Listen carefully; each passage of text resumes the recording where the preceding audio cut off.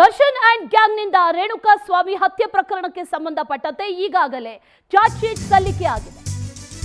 ಒಂದೊಂದೇ ಸ್ಫೋಟಕ ಸತ್ಯಗಳು, ಅಂಶಗಳು ಎಲ್ಲವೂ ಕೂಡ ಬೆಳಕಿಗೆ ಬರ್ತಾ ಇದೆ. ರೇಣುಕಾ ಸ್ವಾಮಿಯ ಮೆಸೇಜ್ ಓದುತ್ತಾನೆ ದರ್ಶನ್ ರೇಣುಕಾ ಸ್ವಾಮಿಯ ಮೇಲೆ ಹಲ್ಲೆಯನ್ನ ಮಾಡಿದ್ರು ಅನ್ನುವಂತ ಮಾಹಿತಿ ಲಭ್ಯ ಆಗ್ತಾ ಇದೆ. ಕಾಮಿಷ್ಟ ಅಂತ ಹೇಳ್ತಾ ಒಂದೊಂದು ಮೆಸೇಜ್ ಅನ್ನ ಓದ್ತಾ ದರ್ಶನ್ ಹಲ್ಲೆಯನ್ನ ಮಾಡಿದ್ರು. ದರ್ಶನ್ ಕೊಟ್ಟಂತ ಏಟಿಗೆ ರೇಣುಕಾ ಕಿವಿ ಹರಿದು ರಕ್ತ ಚಿಮ್ಮಿತ್ತು. ದರ್ಶನ್ ಜೊತೆ ಸೇರಿ ಗೆಳತಿ ಪವಿತ್ರ ಗೌಡ ಕೂಡ ಹಲ್ಲೆಯನ್ನ ಮಾಡಿದ್ರು. ರೇಣುಕಾ ಸ್ವಾಮಿ ಕಳುಹಿಸಿದ್ದಂತ ಅಶ್ಲೀಲ ಸಂದೇಶವನ್ನ ಓದ್ತಾ ಅಟ್ಯಾಕ್ ಮಾಡಿದ್ರು. ಎದೆ ಹಾಗೂ ಮರ್ಮಾಂಗದ ಮೇಲೆ ಕಾಲಿಟ್ಟು ದಾಸ ತನ್ನ ಕ್ರೌರ್ಯವನ್ನ ಮೆರೆದಿದ್ರು. ಇದೆಲ್ಲವನ್ನು ಕೂಡ ಆರೋಪ ಪಟ್ಟಿಯಲ್ಲಿ ಉಲ್ಲೇಖ ಮಾಡಿದ್ದಾರೆ ಪೊಲೀಸರು.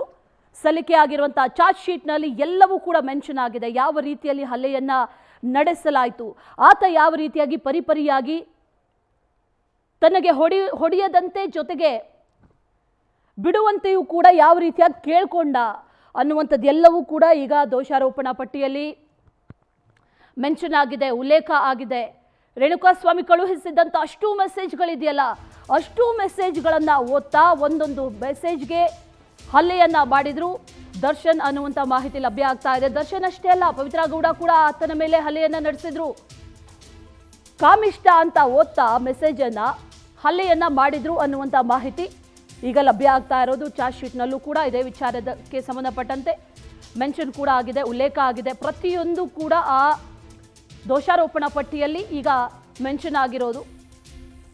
ಯಾವ ರೀತಿಯಲ್ಲಿ ಕೃತ್ಯವನ್ನ ಮಾಡಲಾಯಿತು, ಯಾವ ರೀತಿಯಲ್ಲಿ ಕೊಲೆ ನಡೀತು, ಜೊತೆಯಲ್ಲಿ ಯಾವ ರೀತಿಯಲ್ಲಿ ಯಾರೆಲ್ಲ ಎಲ್ಲಿಗೆ ಹಲ್ಲೆಯನ್ನ ಮಾಡಿದ್ರು, ಯಾವೆಲ್ಲ ಸಾಧನಗಳನ್ನು ಬಳಕೆ ಮಾಡಿ ಹಲ್ಲೆಯನ್ನ ನಡೆಸಲಾಯಿತು, ಎಲ್ಲ ವಿಚಾರಕ್ಕೆ ಸಂಬಂಧಪಟ್ಟಂತೆಯೂ ಕೂಡ ಚಾರ್ಜ್ ಶೀಟ್ನಲ್ಲಿ ಉಲ್ಲೇಖ ಆಗಿದೆ.